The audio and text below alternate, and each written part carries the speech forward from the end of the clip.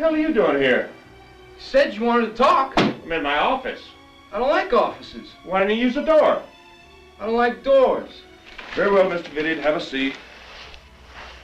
I don't like seats. And that's another thing.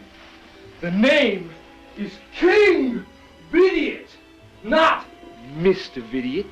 You can call me Your Highness if you like. You and I have something in common. Do you know what that is? We both like to hang out in public bathrooms. No. We both hate that arcade. Wait a minute, man. I love the arcade. Then let me put it another way. We both hate Jefferson Bailey. Now, I saw him kick you out of there last night, and if you're half the leader I think you are... Well, I am half the leader you think I am. You like some revenge? Yeah. Revenge. Sure. Revenge.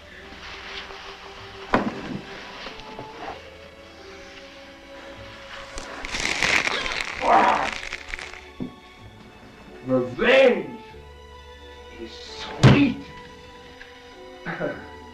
I'll tell you what, you help me force Jefferson Bailey out of business, and I'll buy you your own video game. If you're dying, I'm not going to give you mouth to mouth.